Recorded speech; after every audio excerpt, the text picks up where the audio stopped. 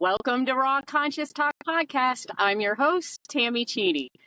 Here, I dive deep into extraordinary journeys, OBEs, near-death awakenings, encounters with the paranormal, the unseen, unexplained, and deeply spiritual. You will hear from real people sharing raw, unfiltered stories. Settle in, get ready for a conversation that might shift your consciousness. Today, we have Andrew again, because we are going to explain what happened in the last video. And Andrew, I am going to give you the floor to start, and I'm going to butt in whenever I can butt in, and we'll just go ahead and explain everything that just happened. Yeah, so it's been now about a week maybe since we did the a little more than a week since we did the first show, and I've been talking to Tammy before the show about the previous interview that I did where my grandmother, or the being who incarnated in my grandmother, had basically shown up, and I was very exhausted from 4.5 days of no sleep, and she basically touched the top of my head and sent a surge of energy, very powerful surge of energy through me that basically made me go unconscious, and she took over and channeled through me for about almost 2 hours because I don't remember the vast majority of that interview. And Tammy said something about, I wish you would show up for my show like that, and she looked up at the sky and said, "Grandma, I'm calling you out." And I was thinking, oh God, here we go. So I'm calling you out, Grandma. Yep. But it's ironic because we actually got through most of almost 50 minutes, right at the 48-minute mark. Now, before we started, just so kind of a precursor, I had fully charged my phone. She had fully charged her phone. She also has the light that lights her set there that was also fully charged. Now, 2-hour charge on a light should last 3 to 4 hours minimum. Our phone should have lasted 4 to 5 hours minimum. And then, so we should have been good for more than an hour worth of interview. And suddenly, at about the 49-minute mark, I was talking about stuff to do with my grandmother, but also like just my near-death experience in general. And all of a sudden, her light went out. And at first, I thought we lost connection. Did her phone shut off? I didn't know what had happened. I kind of paused for a couple seconds. I said, "Are you still there?" I didn't know what had happened. And turned out her light had gone out. Now, that would have been, we could have explained that away, but it's what happened at the exact same time that is harder to explain away. Namely, both of our phones dropped. Like mine was, I saw it right before this thing started. Mine was at 82%. Hers was like, I think it's 79% or something like that, like high 70s. Both of us dropped over 25% in 2 seconds flat. Because mine was at 58%, yours was at 51%. And neither one of us had, done anything where it should have dropped that much that fast. And on top of that, we noticed that there was a gap. I think, you noticed it first, and then what we did is we looked 8 through to 10 second gap. Yep. Yeah, like there was a 20-second thing where I was speaking, and then all of a sudden, she timed how long it took for that little bit to last, and it was 12 seconds long. But the whole thing, the computer showed a 20-second long gap there. So what happened to the other 8 seconds? And that 8 seconds coincides exactly with the phones dropping 25%, the light going out, and on top of that, both of us experienced something where basically she felt my grandmother with her in the same room with her. I felt her here with me, and she put her hand on top of her head at the same time and sent that same kind of surge that I'd felt in that previous interview through both of us at the same time. It was tingling. I felt tingling all of a sudden on the whole crown of my head. Yep. Yeah, like you stuck your finger in a light socket, you know, and Yes.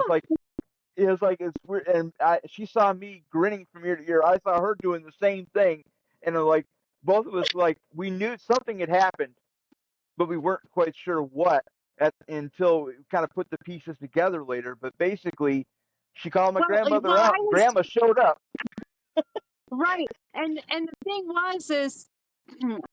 was is I was desperately waiting for you to stop talking because the feeling of unconditional love was all over me and your grandma was right here next to me Hmm. and I'm waiting for you to stop, and finally I'm just like, I have to tell you something right now.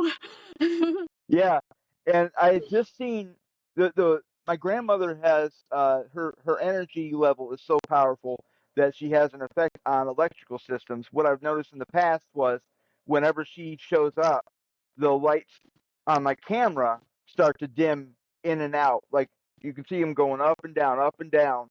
And I won't see it in person. The lights here won't look any different to me, but on camera they'll look to be going up and down. And that's what happened the first time she showed up during a Zoom call. Now this is something 3 other people saw at the same time that I did. Then the second time she sent the surge through me, basically knocked me out and channeled through me for 2 hours. And then the third time was this. So every single time she's escalated what she's been able to do, or what I'm sure she's able to do a lot, but what she's done, because she's never affected anyone but me before until this. So this is the first she affected both of us at the same time, 2,000 At the miles and same two time time. zones apart at the same exact time, and affected not only us but our phones, her light, and the time. And you can see the time Time gap, gap. the 8-second time gap at the same time all this was happening. So you could explain one or two of those away, maybe, but all of it together simultaneously, there's no way you could explain that away. No way. So I mean, that was the craziest thing I've ever had happen to me in my life, and that's including my near-death experiences. Yeah, it was pretty crazy because I don't even know your grandma. Like I Hmm. can't even believe like she was right here next to me in the RV. And I'm just like I'm literally in shock. Like I'm shocked for for a split second sensing her right there next to me. And I'm like, oh my gosh, I gotta tell Andrew what's happening right now. Yeah, So I'm like patiently waiting to tell you that his grandma is right here in the RV with me. yeah, and actually, I was when you jumped in, I was getting ready to stop because I had just a few seconds before I had seen the lights dimming in and out on my screen, and so I didn't know if you'd seen that, and so I was about to ask you, and then you jumped in and said your grandma's here, or something like along those lines, um, and it was just everything went crazy, and I mean to affect both of us that way um, was very powerful, and like I said, that surge. I mean, I know both of us were affected for several hours afterwards, where we were still Right. feeling like the kid on Hours Christmas morning, afterwards. We couldn't stop after that. Yeah, when you were like a kids on Christmas morning, like, oh my god, oh my god, oh my god, oh my god, oh my god. It was the craziest thing, and Yeah. I felt like someone had um I think I explained it to somebody else. Like, if you've ever seen the older rock and roll movie Spinal Tap, there's a little scene in there where a guy, plugs a guitar into an amp, or I think something like that, and tells his buddy, "Turn it up to 11." Turn it way up past the end, and that's how it felt. It was like somebody had plugged this into an amp and turned it up to 11, and it just like went through both of us at the same time, and then it affected everything around us, the phones, the light, the time gap. I mean, everything. Well, I Man, also I saw you. Yeah, I saw you throw your hands up in the air like this. So I like, knew yes. it was affecting you like it was affecting me. Yeah, Yes, like like I that. was describing the other side, like the way being on the other side feels, and right about that time is when she did all this, and so like when it was, I was like yes, and then right then is when everything went, and it was like that feeling that I was describing is what we were feeling at that time, because it was like right there at the same time, like that's not a coincidence. Yeah, and honestly, I'm just gonna be, I don't know how it was the next day for you, but it was still affecting me the next day. Like that was such a powerful moment that I've never had somebody show up next to me like that. That's never happened in Yeah, my journey, my whole spiritual journey. I've never experienced something like that before. me either. I mean, like I said, I've experienced a surge before, but like I said, it was the first time. Like everything's a first with her. And then she keeps escalating that first. The first time she made the light stem, the first time she channeled through me, the first time she affected someone else besides me, and every single time it's been on camera, and there's been other witnesses. So like I Hmm. said, you can explain away if I was just saying, well, I feel this way, or I'm seeing this. You could say, well, that's just you. There's no proof of that. But when you have other witnesses seeing the exact same thing, experiencing the exact same thing, their equipment being affected the same way, that is not something you can explain away.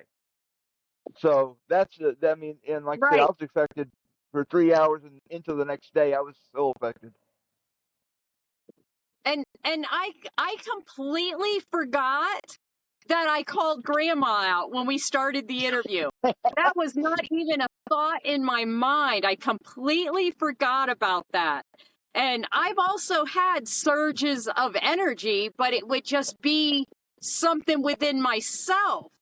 It was Hmm. never because, somebody shows up in my RV with me that is not here on this earth realm. Yeah, and that same with me. Like now, this is the second time I've felt that surge, and I mean, even I mean, it's been it's been a week and a half now since we did that first show, and honestly, Hmm. I've been feeling certain effects from that ever since. I'm still feeling it even now. Like I every time I wake Hmm. up, I feel something, some kind of residual energy from that time. And I'm telling you, I don't know what she was doing to us, but you felt something like residual stuff going on afterwards. I felt residual stuff going on afterwards, and I still don't fully understand what she was doing, but I think that at some point I might find out. I'm hoping I will. Hmm. But this being, I probably should explain that the being that we're talking about, while it manifested or incarnated in my grandmother, was not a human being.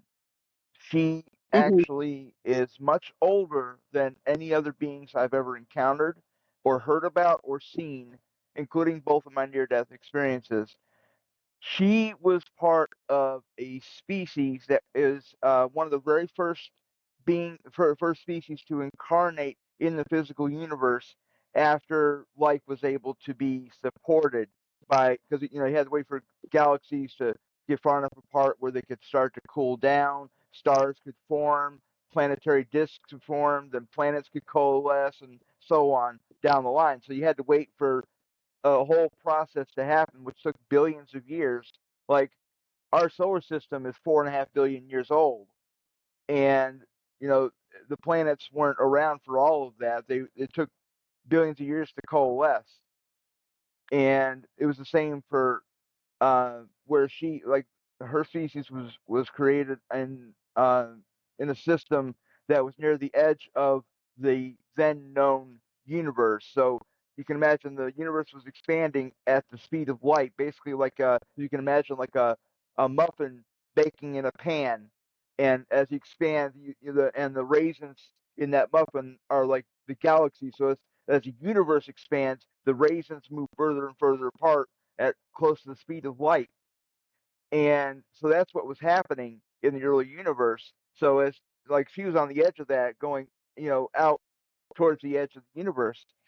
But this species and quite a few of the other ones were tasked, like they had a direct connection to the other side from the very beginning. They never forgot, like we do as humans, where we forget about what the other side is like so we can experience a physical lifetime here.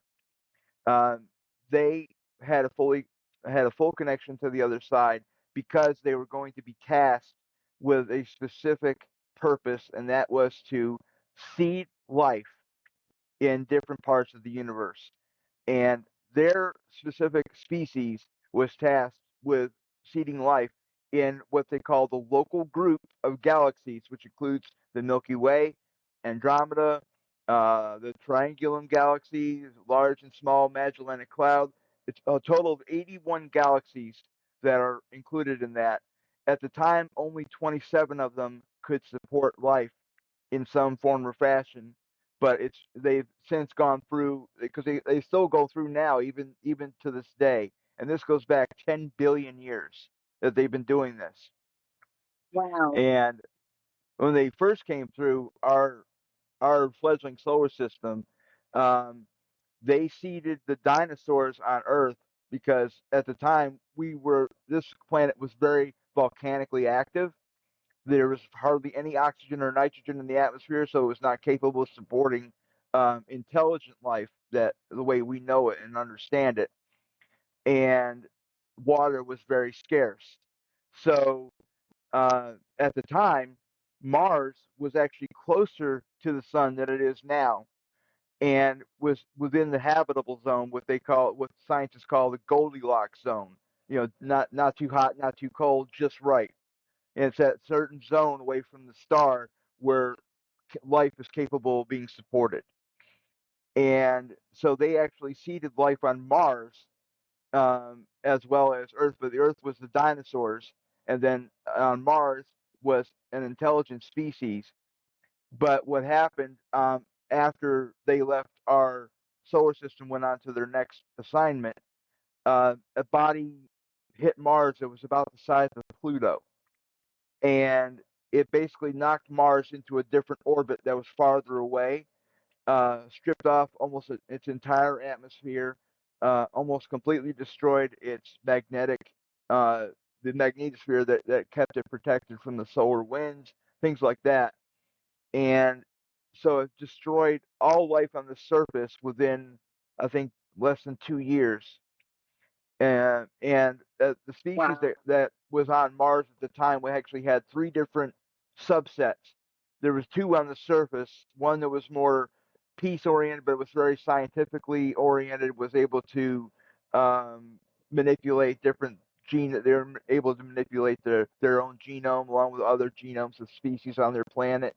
They created different forms of vegetation that some they could eat, and other ones that would have different purposes. The other one was more warlike at first, but then they eventually evolved into more like the other species. And then there was an underground species because they had machines they had set up to harness the geothermal energy of Mars as their main power source. And so this other species was subterranean and maintained these machines for millions of years. But they and whoever from the service was able to get underground fast enough were the only ones who survived that first impact and the nuclear winter that followed it. Because when you have a major impact like that, all this stuff gets knocked up into space and in the atmosphere that blocks the sunlight. So it was like the ice age we have here on Earth after the asteroid that killed the dinosaurs. That's why the dinosaurs died out. And ironically, they have the species that I mentioned that seeded Mars had a lot to do with that. Because when they came back through and found out that the species on Mars that by that point had been completely wiped out because after a certain amount of time the vegetation was gone, their food source was gone, and so they slowly died out over a period of about 10 years. Um, so when they came back through, all the Mars species were gone. And so they had a decision to make. Do we uh, do we just give up on the whole idea of life in this solar system, or do we seed it somewhere else? Because at that time, the Earth had changed. The volcanic activity had slowed way down. Water was a lot more plentiful. The atmosphere had changed. There was more oxygen and nitrogen. It was capable of supporting life in a different form at that point. So there was the possibility that they could seed life on Earth, but in order to do that, they would have to first eliminate the dinosaurs because the dinosaurs had no potential of evolving into an intelligent species. So it was keep the dinosaurs as is, just get rid of the dinosaurs and seed an intelligent species, or just leave it as is and move on. And it was very quickly decided that an intelligent species was too important, and that was their whole purpose. Plus, a planet with water is a rarity in this universe, so they didn't want to leave that.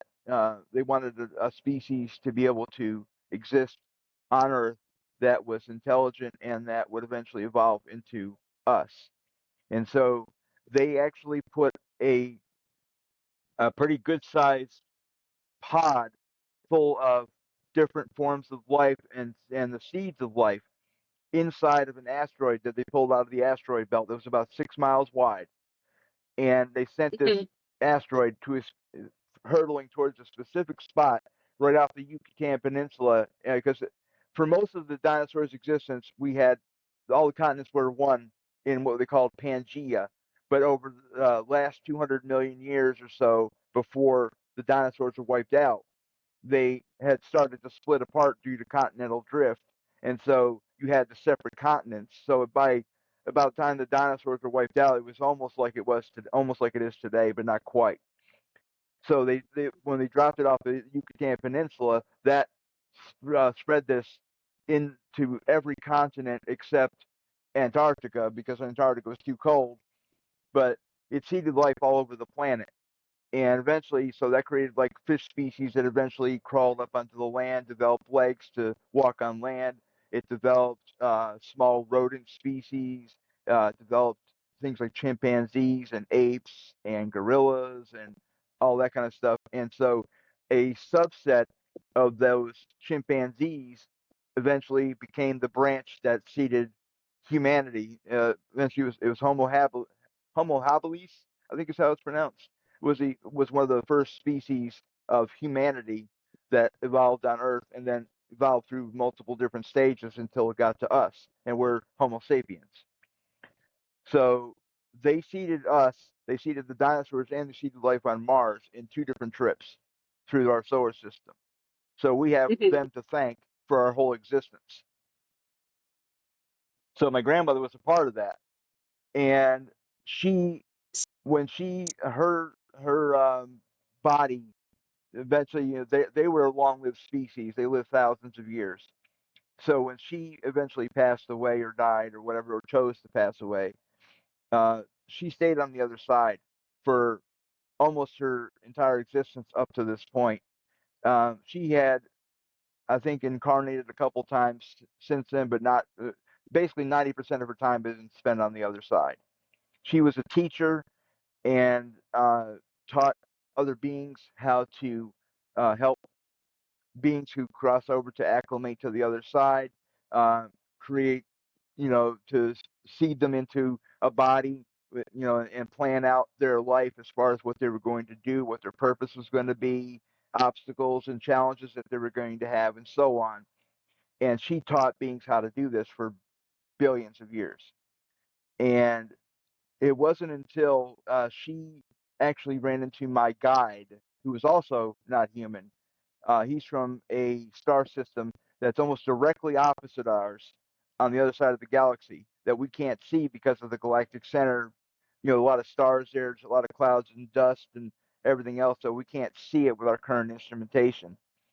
But where he grew up, she ran into him and found that he fit certain criteria that she's been looking for in a being to help her with a mission she's been uh, wanting to do for a long time, and that's to go beyond the confines of the universe, find out what's beyond this universe. It might explain where, like, where this universe came from, where it goes when it stops, like at the end. Uh, and so my guide basically recommended me for that same mission. And so she actually came to the being who is currently in my grandmother, because my grandmother that I was described that was described to me by my mother, by my aunts and uncles, people who knew her before I was born, described her as very close-minded, very shy, very was was smart, very intelligent woman, but nothing, like, she was not interested in a lot of different things like she was when I knew her. And it turned out about 5 years before I was born, she came to the being inside my grandmother and made a bargain with her. I need to evaluate this being while he's incarnated to see if he fits the bill, basically. And they made an agreement where this other being would return to the other side, be immediately reincarnated into another body to continue her life path, because they don't interfere with life paths if they can help it. And then she basically So was switched it? places with her. So was Go it ahead. sort of like a walk-in situation that happened at that time? Like she became a walk, or there was a walk-in that happened?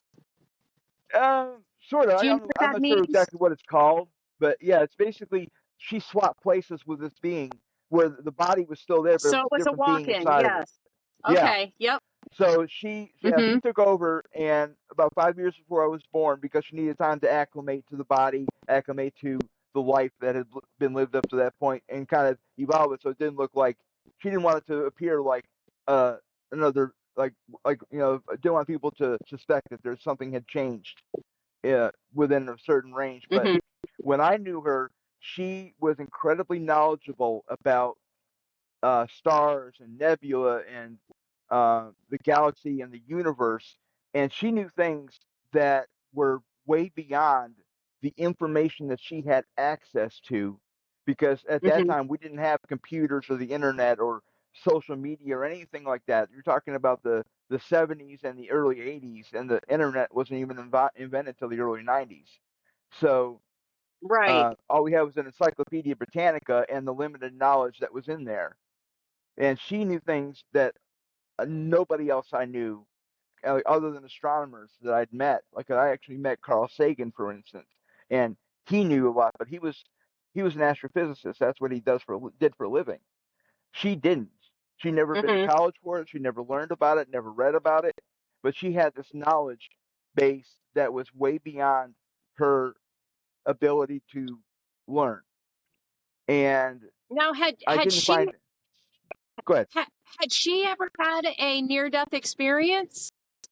No, no, she never did. But Okay. she, Mm-hmm. like, when I came back from my first one, and I mentioned this in the video we did before the lights went out, um, that she was the only one who ever believed me, out of everybody, my family, my friends, my kids at school, teachers, people at church.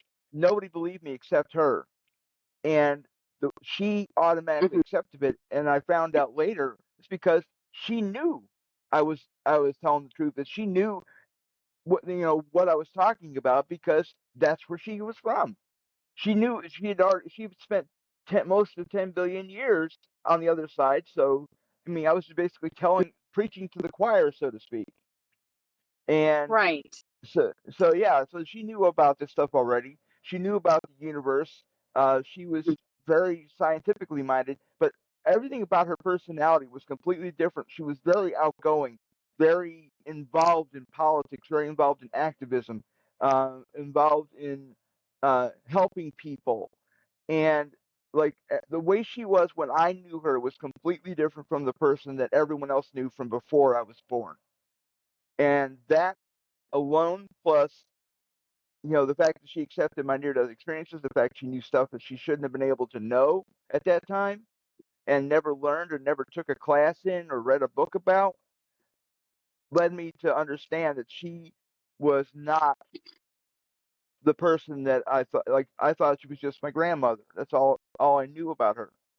And I more recently have learned her story from my guide, who passed it I on to was going to me. ask you that. What Yeah, what did yeah. Like, was I it can't I information can't that talk you to got? her. Yeah, Okay. it's like I can't Did you talk get to her it through directly. a She near can death she can experience? huh?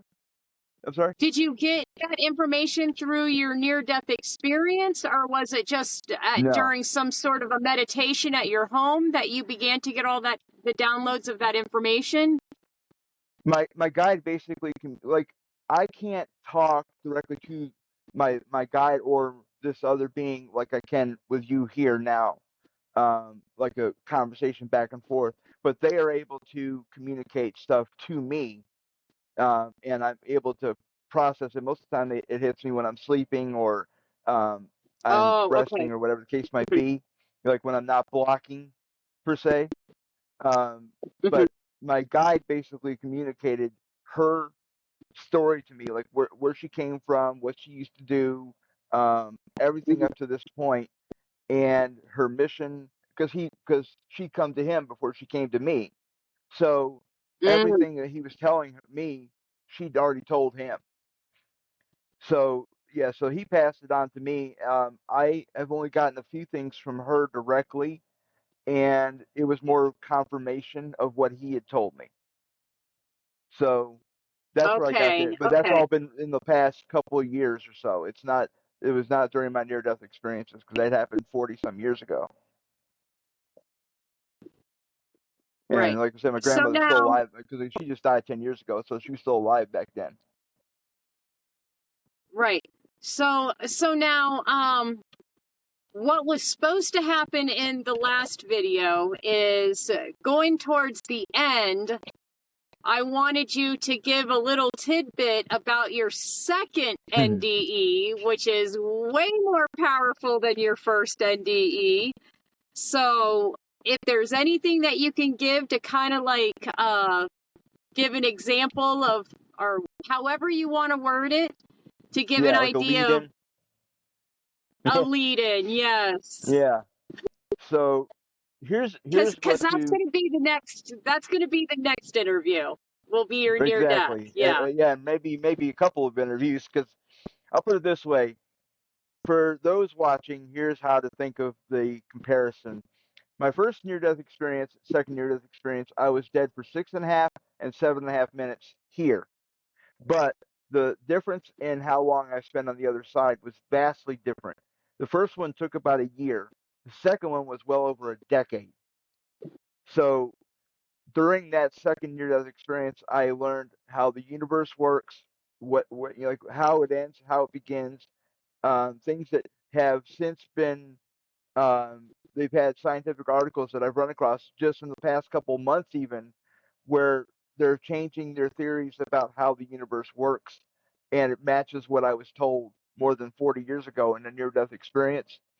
I also learned about where humanity is going, what's going to become of us, um, and that's where I spent 5 of my 10 years on the other side during that second near-death experience was just learning those two things.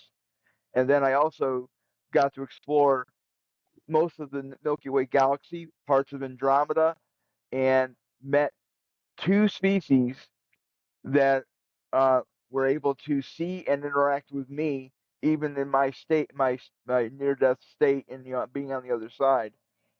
And so there's a lot involved with that, a lot more. Like the first one, I only explored the solar system. The second one, I explored way more. So I spent 5 years just doing that. Mhm. And so what I learned and came back with was literally a bookcase full of information because I asked to come back with Wow. all of what I learned and what I saw, what I experienced, everything, because I wanted to be able to pass that information on and to use it to help people and I needed to be able to understand it. So my gift, if you will, like some people have telepathy or their mediums or their channels or whatever the case might be. My gift is being able to understand how pieces fit together, how things work, and then put the pieces together and then explain it to somebody else.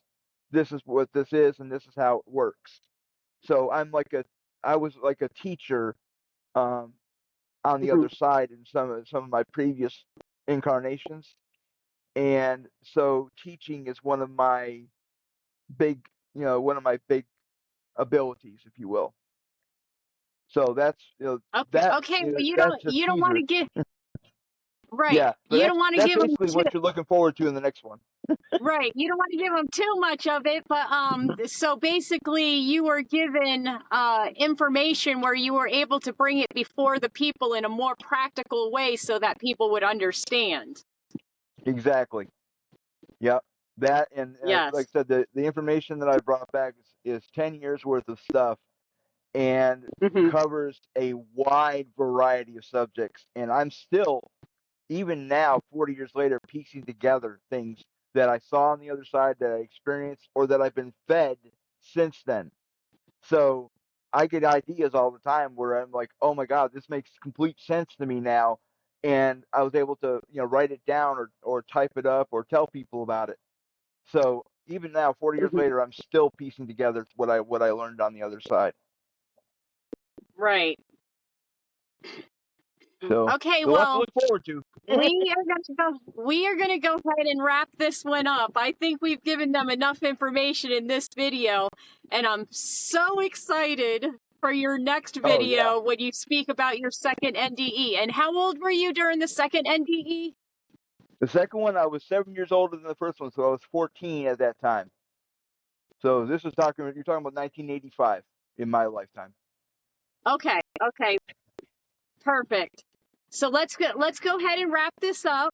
And I'm really just so excited for the second NDE. I can't wait to interview for the second NDE. But we're going to close out now. Thank you so much for watching. If you made it to the end, I'd love to hear from you in the comments. Your words of encouragement mean a lot, not just to me, but especially to the guests who come on and share their deeply personal experiences. These are real people, and they do read your comments. The best way to support the podcast is simple and free. Like, subscribe, and share. Until next time, stay curious and stay conscious.